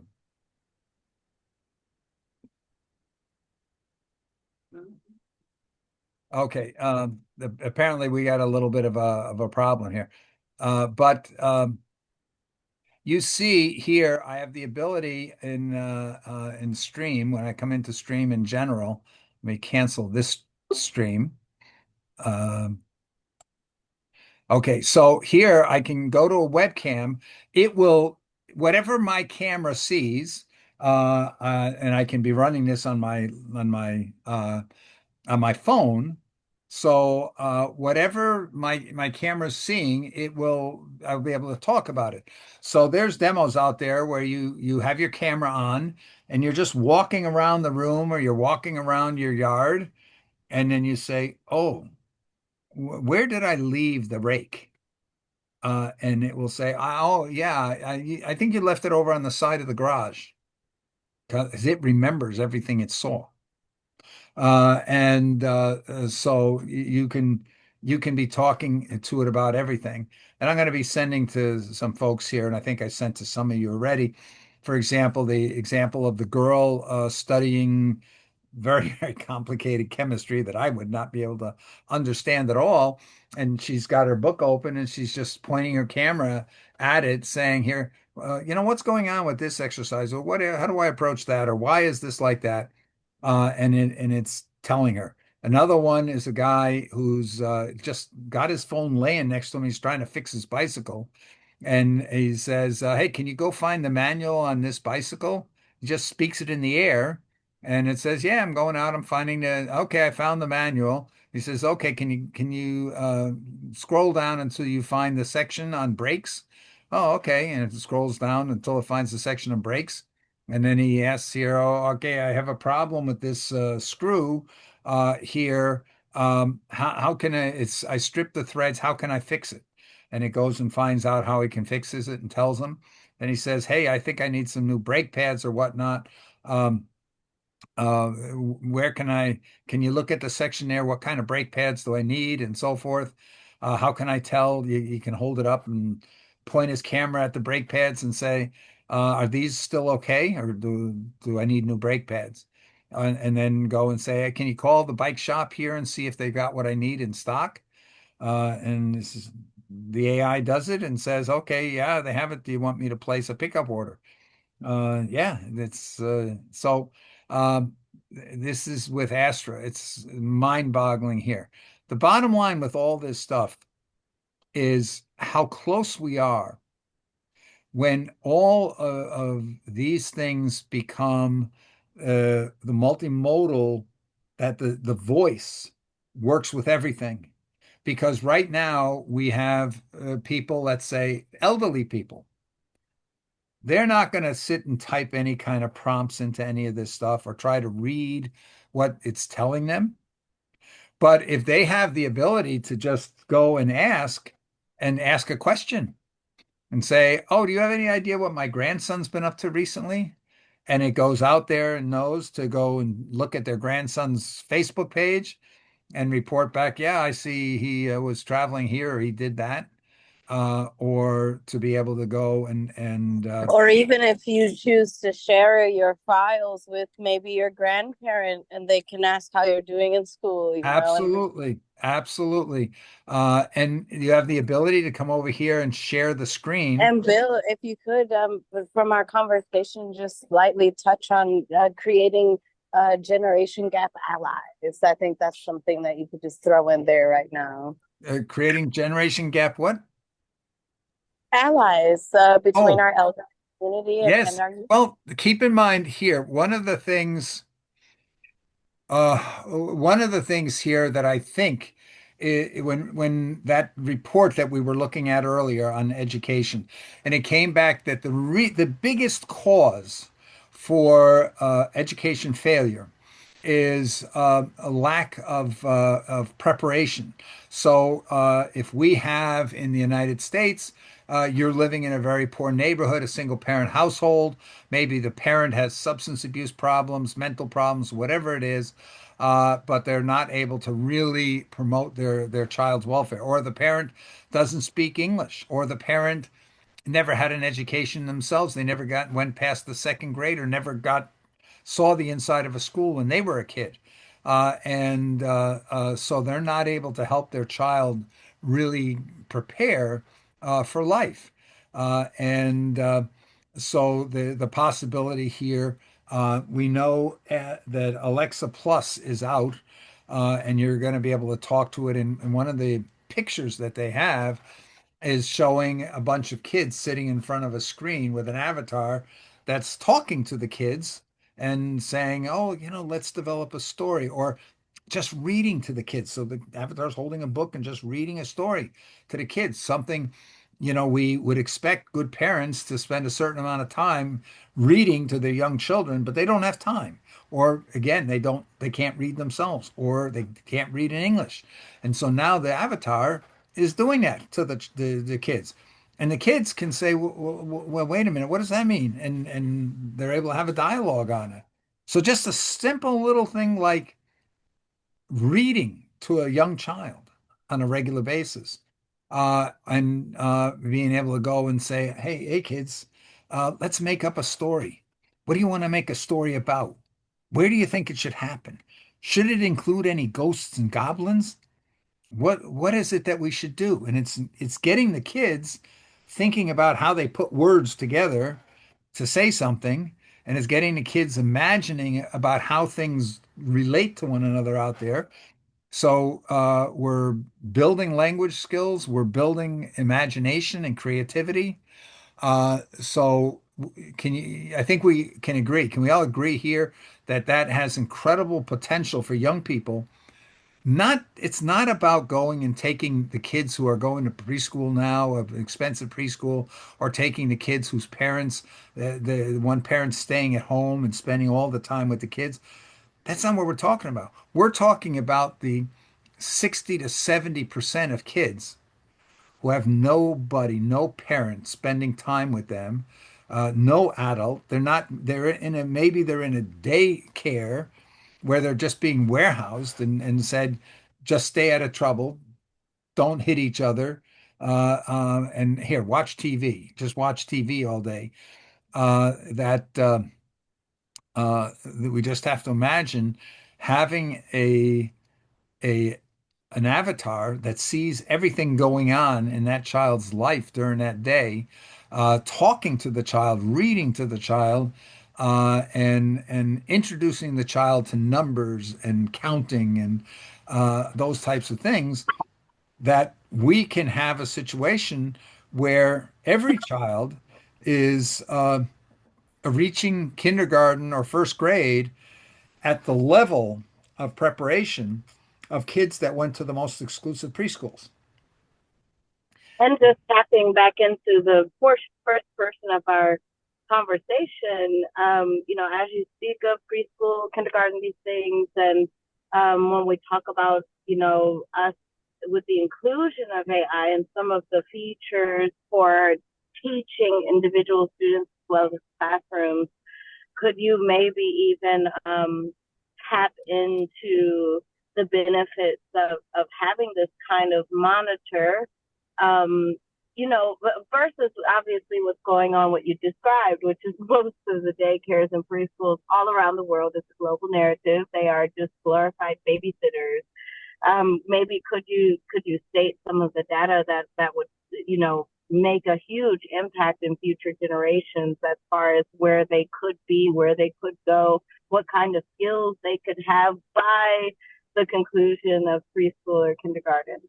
Well, the right now here, the studies that were done by Bloomberg in Providence and other studies that were done similar, tracking what the differences are between, let's say, children of welfare and working class families versus children of middle and upper class families, that the children in deprived families, which unfortunately in America is almost 50% now, that they start uh, um, kindergarten or first grade up to 2 years behind the average, not the best, the average, up to 2 years behind the average in mental maturity and verbal vocabulary.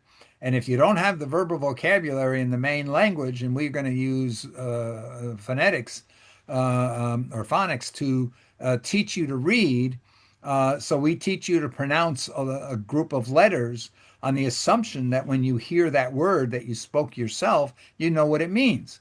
But these kids don't know what it means. And so as a result, we see those kids who go into kindergarten and first grade up to 2 years behind are an additional year or two behind by the time they're in fourth grade because they're not able to they don't have the skills to be able to follow what the school's trying to convey to them in those early years. Then it went and looked and said, well, what about the kids that are going to the best preschools? Where they're maybe getting dual language instruction, usually in Mandarin and English, from a very early age, and they're reading at a full chapter level.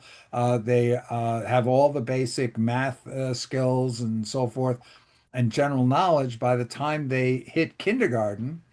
That they have between a 2 and a 4 year advantage over average, again, over average, which means they've got like a 3 to 6 year advantage over the disadvantaged kids when they start school. And this is the reason why we have only about 15% of students in the United States complete secondary school at the highest level of skill levels and why we've got an obscene amount of money spent at universities in remedial training for students that just don't have the skills to be able to do what's needed there. Now, we talked about here the advantage that if you just imagine if every child hitting kindergarten or first grade has the preparation level of the best students. That means we're jumping. These kids are on average 4 years ahead of where they were, and they're all at that level. So now the rest of the school is proceeding at that level, at that pace from that starting point. So the difference is amazing. And if the function of the school is to get students to where they have the skills, the competency, and the confidence to be able to learn anything they want or need to learn at any time, if they reach that point by the time they're in fifth or sixth grade, there's no reason to keep them in a school system because they will have basically achieved what we want by the end of university by fifth or sixth grade. Okay. And it's not because we pushed them, but they got the personal mentoring and coaching and tools along the way to make the maximum use of their time. We didn't create a high stress situation. If anything, it enables us to go because everybody's working at an individual pace to say testing, we don't need high stakes tests anymore. You take a test when you think you're ready. You think you're ready to go on to the next grade, then you say, "Hey, I'd like to take the test." You don't get the passing grade that you need in the test. It identifies what the areas you're still weak in. You go and bone up on those areas, and you come back and take the test again next week or the week after when you think you're That's ready. already the case in Denmark. Um, um, yeah, thank you so much, Bill. I dropped you a note in the chat. Thanks so much. I have to leave. Yeah, We need to take the next step together as well. yeah. Thank you. Okay, Most in good. Glad you could join us. Glad you could join us. So I I'm at the stage of wrapping up Thank because you, dear. we could do this at the child level, but what about elder care? We can actually use the same thing and it provides such enrichment in the lives of the elderly, especially those that are not mobile anymore or that don't get the kind of enrichment, discussion going on and talking about things and so forth. So it on that spectrum here, it brings such advantages. It brings the advantage of somebody who's trying to get a promotion or somebody who's got a customer and they got to deliver something and it can get all kinds of assistance to do that. Now, I just want to just click on here. Hopefully this will go.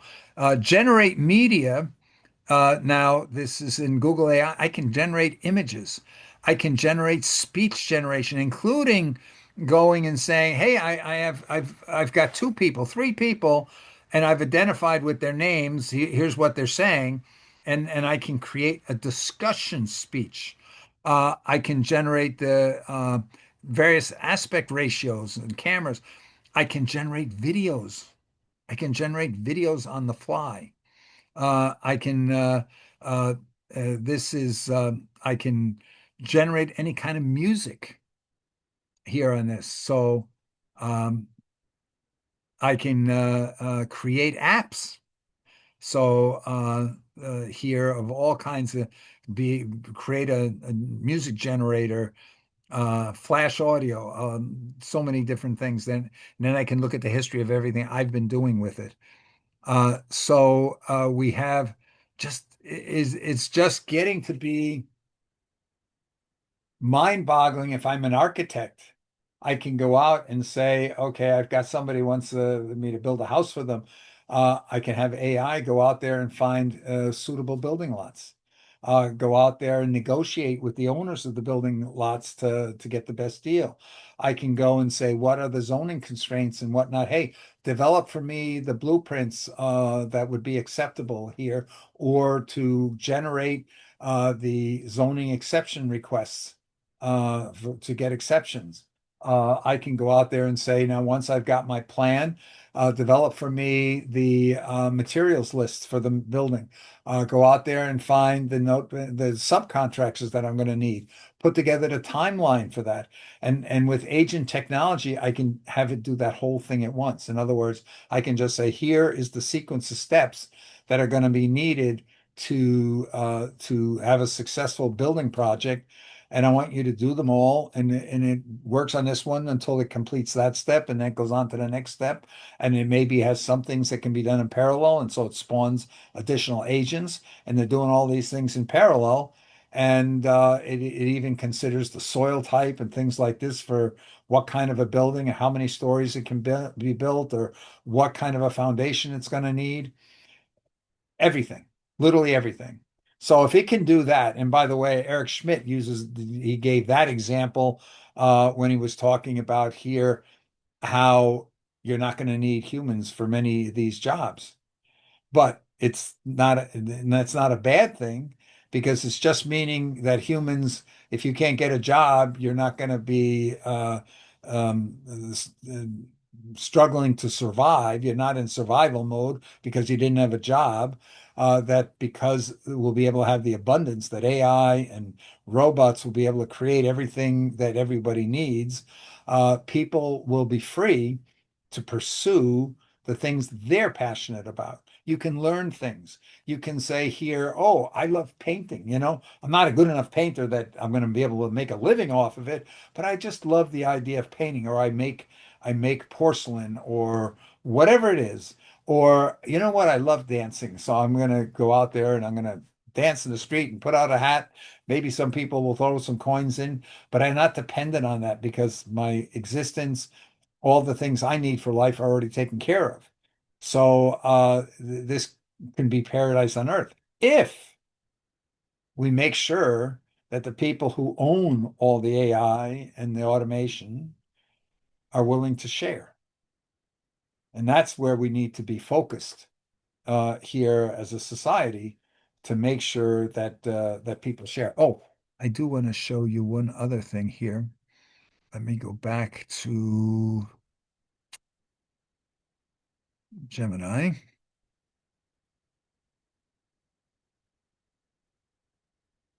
And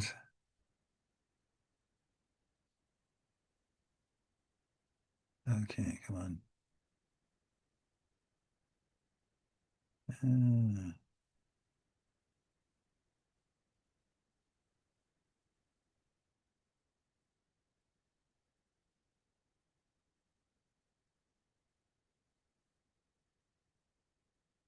Uh, okay. I mentioned here it showed the ability to go and create. Wie lange noch? 2 Minuten, 5 Minuten, 5 Minuten. So this is a case. I put in a simple thing. Generate a video clip of a rabbit eating broccoli. This is what it came back with. Okay. And I said, but it wasn't really holding in its paws. So I asked it, I said here, show the rabbit sitting up and holding the broccoli while eating it. So it generated this. And I said, well, wait a minute, it's not really holding it. So have it holding it in its paws. Those are the only prompts I gave it. So this is what came out of that. So now this was with VO2. Now VO3 is out there and it is apparently available to us so that I can generate a new chat, and I can come down here and I can say I want to do a deep research, or I want to generate a video. And now I can generate a video with speech and with sounds. So I can say, oh, show an old guy standing on the railing of an old sailing ship, and he's talking, and but the waves are crashing against the side of the ship, and you hear the waves, and you hear his talking, and his voice is really emotional, and it will generate all that. And the only problem is right now, if you've got the $20 a month version, I think you only get 10 tries. That's all. They're giving you a teaser. You have to pay for the more expensive version. But right now, I think it's going to eventually cost $250 a month to be able to have that version. And there's a tool that will let you make clips and then glue the clips together, expand them to turn the thing into a long movie with video. So you can use it to generate ads. So you can generate ads to explain something, sell something, whatever, 30 minutes, 30 second, 60-second here by using this tool